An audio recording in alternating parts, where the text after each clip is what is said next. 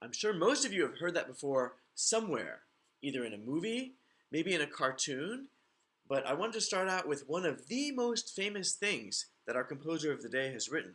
Yeah, it's the Funeral March from Frederic Chopin's Second Piano Sonata, which has four movements. That's movement number 3. All right, now that we got the doom and gloom out of the way, most of the rest of Chopin's music is so uplifting, beautiful, energetic. I thought it's just what we need for these times. So for today, we're going to talk a little bit about his life. I'm going to give you lots of examples of his music, and I'm even going to throw in some dancing. So here we go. When you're talking about people who wrote music for the piano, Chopin is one of the giants. He wrote almost all of his pieces are only for piano, and as far as I know, every piece he ever wrote has a piano part in there somewhere. So even if he's writing a concerto for piano and orchestra, the piano had a big part. So unlike a lot of other famous composers, he didn't write string quartets or symphonies or other kinds of pieces. He pretty much devoted everything to the piano. But he came up with whole sets of pieces which have redefined what piano music means. So we're going to talk about nocturnes, waltzes, polonaise, mazurka, etudes. If the words are scary for you, don't worry. There's going to be some dancing involved too. So, all right, let's get into it. Chopin was born in 1810 in Poland. So unlike Bach and Beethoven from Germany, Chopin is from Poland. He learned piano at a young age. His mother played piano, and by the age of 6, Chopin was already playing and composing. The family found a teacher for him, and by the age of 8, Chopin was playing in some elegant salons, which is kind of like a fancy party in people's living rooms for the high class there in Poland. Later on, he went to music school in Poland when he was about 16 or so. When he was 19, his family sent him to Austria, to Vienna, to study. And then from the time he was 19 until about 22, he was studying and performing throughout Poland, Germany, Austria, and France. Then, at the age of 22, Chopin settled in Paris, in France, and he ended up living in Paris, in France, the rest of his life. He never went back to Poland to live. But Chopin always had the music of Poland close to his heart. And because of that, I'm going to show you later today 2 different dances that are from Poland that you can do to his music. Chopin never married. He was actually engaged once to a girl with a Polish name, but her family called off the engagement. I'm sure there's a story in there somewhere. Anyway, when Chopin was in France, he began a love affair with a woman whose name is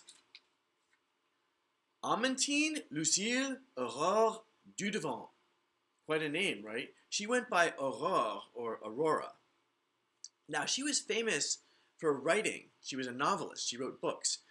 However, back then, unfortunately, women were not always taken seriously if they used their own name. So she published under a man's name. It looks like George Sand, right? But in French, that would be Georges Sand. So publishing under that name of Georges Sand, people bought her books, they read him, and she became very famous. Chopin and Aurore, or Georges, whatever you want to call her, had been dating for about a year when Chopin became very sick, and he was diagnosed with tuberculosis, which is a very serious lung infection. And actually for the rest of his life, Chopin was kind of up and down with health. He was often described as frail and not being in the best of health. So it's kind of remarkable when you listen to his music that he was able to play and write what he did, because it's hard enough to play his pieces when you're in good health. I can't imagine if you're sick what it's like. An interesting fact is that Chopin's one of the first composers that we actually have a photograph of, because later in his life, photography had been invented and started becoming more popular as a way of showing what people looked like. So I'm not sure when this was taken, but probably sometime in the, I don't know, mid to late 1840s. At the age of 39, in 1849, Chopin finally died, and he was buried at this cemetery in Paris, where he lived. Now, here's another interesting fact about Chopin. Remember I told you when he wrote music, his heart was always in Poland. Well, they buried his body in Paris, but his heart was taken out and buried at a church in Warsaw, Poland, near where he was born. So Chopin's heart is still in Poland. All right, that was Chopin's life summed up pretty quickly. I could have spent more time on him, but I wanted to make sure that we got to the music. All right, the first kind of piece that Chopin wrote a whole set of is called a nocturne. Now, nocturne just means a piece that takes place during the nighttime, right? Because if you think of nocturne, it's like an animal that's nocturnal, comes out at night. So what does that mean? A piece in the night? Not very descriptive. Well, you have to remember that in Chopin's time, there was not electricity. So the nighttime was kind of a more quiet, reflective time. And all of these pieces are just kind of quiet, not too fast. So I'm just going to play a few beginning snippets of some of them so you get the idea.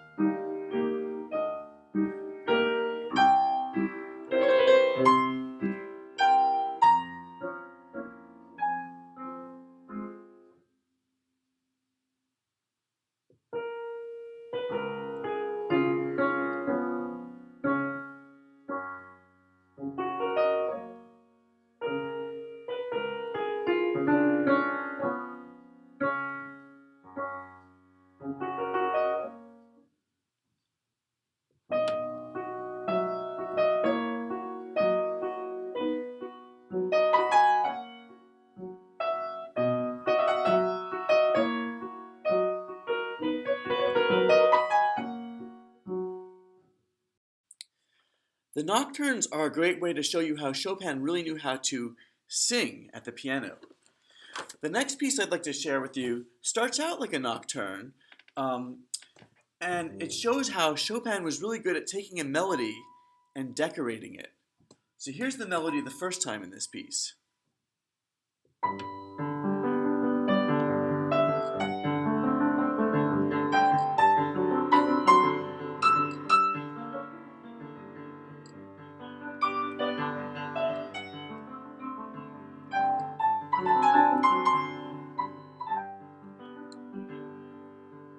So I'll play that melody just by itself so you can really hear it.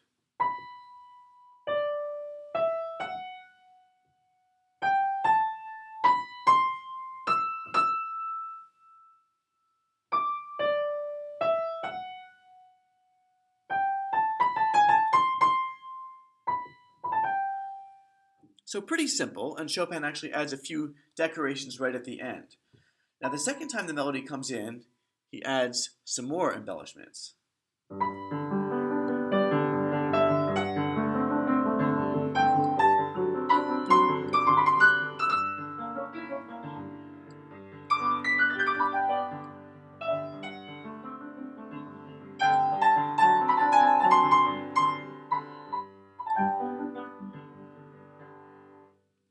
The next time it comes back, it's slightly different.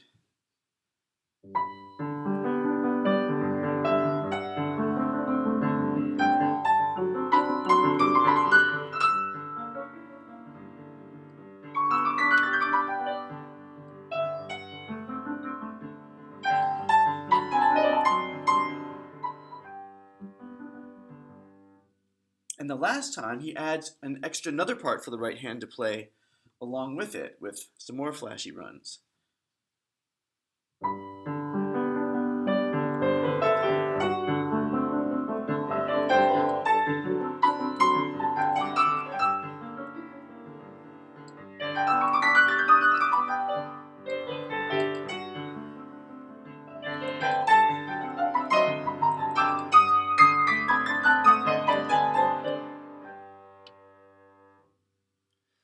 So that piece is called andante spianato, meaning spinning, kind of like a spinning wheel.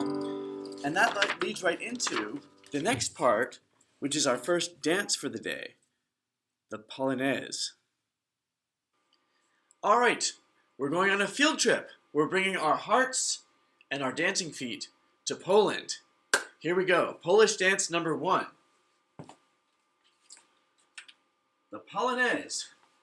The Polonaise is a dance, it's a slow 3. And the basic rhythm is this kind of thing. It's like 1 and a 2 and 3 and 1 and a 2 and 3 and 1 and a 2 and 3. I'll play a little of it so you can hear what it sounds like.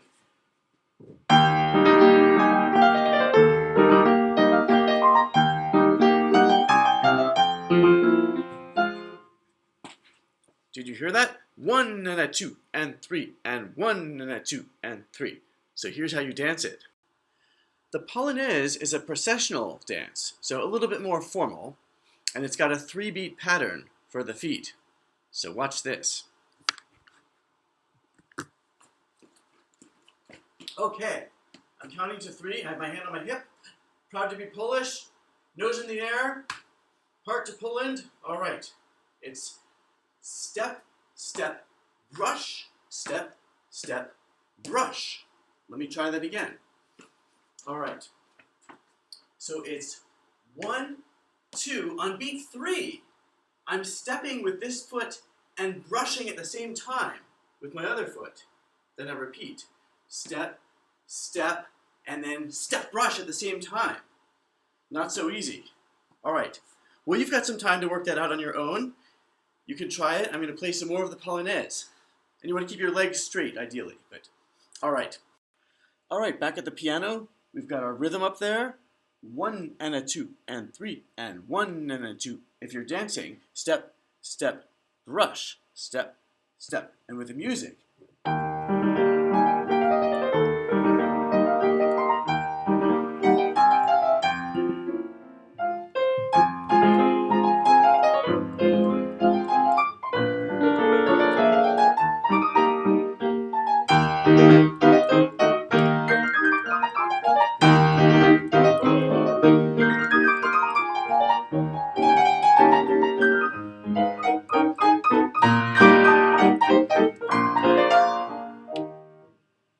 Anyway, that's a basic introduction to the Polonaise. Chopin wrote many pieces with that rhythm. This one continues for many more pages. We don't have time for all of that. Basic crash course in the Polonaise. Another kind of piece that Chopin wrote an entire book of is the waltz, or in French, la valse. Now, it is a dance, but I'm not going to do this one for you, partly because it's just so common. There's pretty much every famous ballet has at least 1, if not 10, waltzes. And also, in Chopin's time in the 1800s, it was just about the most popular ballroom dance at the time. Back at the piano with another book of Chopin's music. This time, it's all waltzes. So I'll just play a few excerpts for you.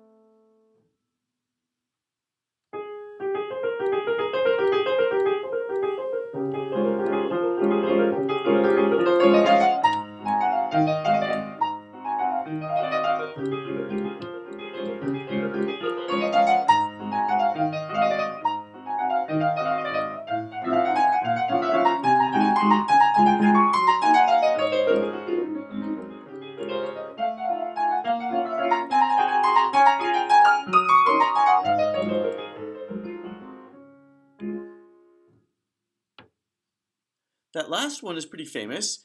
It has a nickname, the minute waltz because it's short, although to play the whole thing it does take more than a minute. And now it's time for Polish dance number 2, the mazurka. Just like the polonaise and the waltz, the mazurka is also a dance in 3. But the waltz was a little more smooth and flowing, right?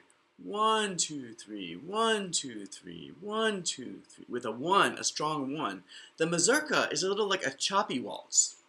So it sounds like this. It's like 1, 2, 3, 1, 2, 3, 1, 2, 3, 1, 2, 1, 2, 3, 1, 2, 3, 1, 2, 3, 1, 2. So sometimes beat 2 is also accented, or even beat 3. In the mazurkas, Chopin uses some really interesting harmonies, starting with his very first one.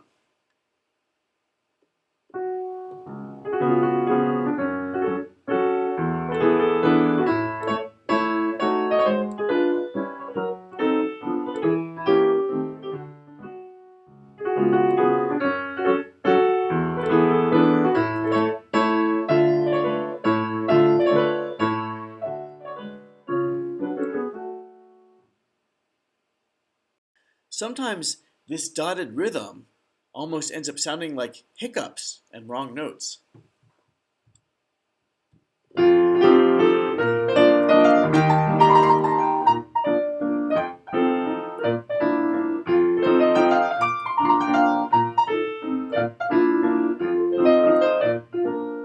How about this section on the next page?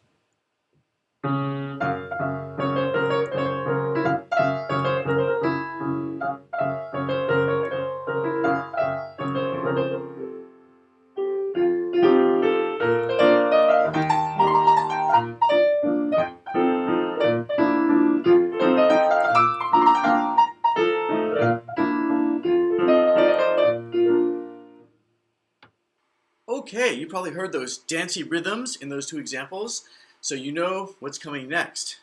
Here we go. So, hand on hip again, must be a Polish thing. Now, my very best attempt at the mazurka. 1, 2, 3, here I go. Step, hop, brush, step, hop, brush, step, hop, brush, step, hop, brush. Woo! Let me break that down for you guys. Stand back so you can see my feet. I'll go slowly. Beat 1 is a step. Beat 2, hop, and you keep that back foot off the ground. Beat 3, I'm hopping again, but I'm brushing the other leg. Then we do step, hop, brush, step, hop, brush, step, hop, brush, step, hop, brush, step, hop, brush, step, hop, brush. You can work on that over the summer. You might be relieved to know that I will be sticking with piano for the rest of this lesson. But every summer since 2003, I've gone and played the piano for a summer dance program, and the mazurka and the polonaise are 2 of the dances that they've covered every summer, and that's canceled for this summer, so I had to get my mazurka polonaise in there. Each of those dances has other steps as well, but those are just the basic ones. And believe me, it took me quite a while just to learn those. So I'll stick with piano. Alright, how about maybe one more mazurka to round out this section? We have Chopin's shortest mazurka ever. It's only 1 page. But he must have had a sense of humor, because he wrote at the end, dal segno, meaning you go back to the sign, senza fine, without end. So you could just play this over and over and over all night long if you needed to. It sounds like this.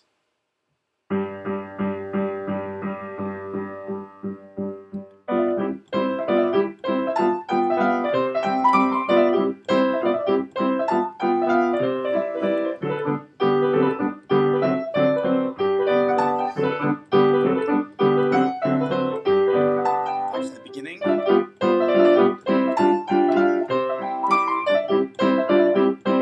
I'll stop there.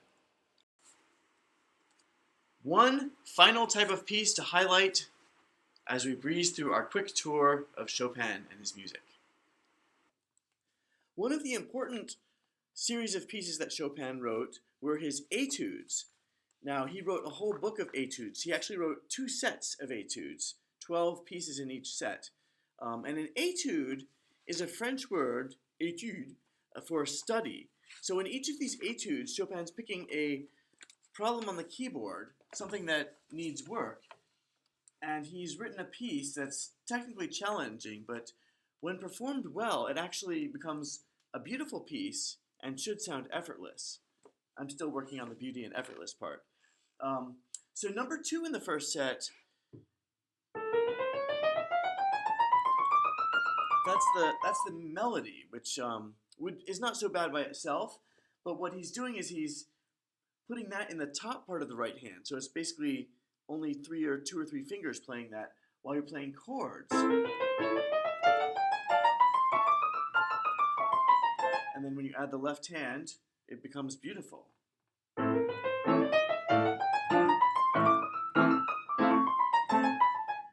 of. It needs a little more work. And it's supposed to go a lot faster. It's supposed to go like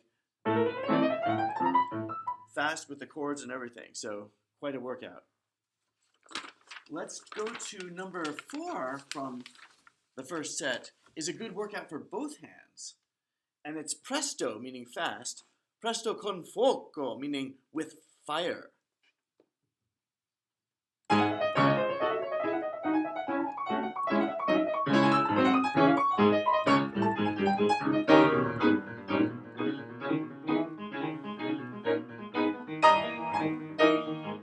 Anyway, that's quite a workout. And I should be practicing it slowly, like this. That's how I learned them, is super slow. The next one is called the black key etude because it uses a lot of it uses white keys too, but mostly on the black keys to start. Sounds like this.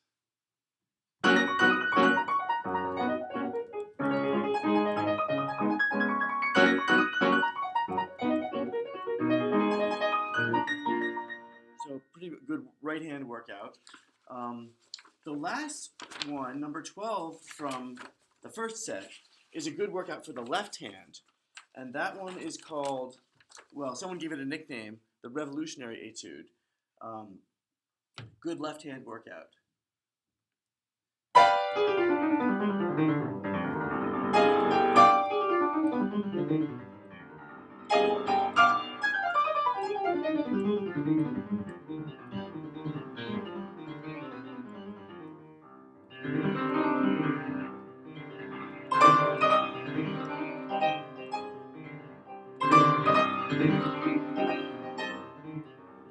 Anyway, you get the idea. It's got a lot of left hand movement. Thanks for joining me on this whirlwind tour of Chopin, the man and his music. We traveled to Poland. We did a little of dancing. I had a lot of fun putting this thing together. I hope you had fun too. If you couldn't tell, he's one of my favorite composers. And if you enjoyed his music, he wrote plenty more to check out. All right, I'll see you all next time.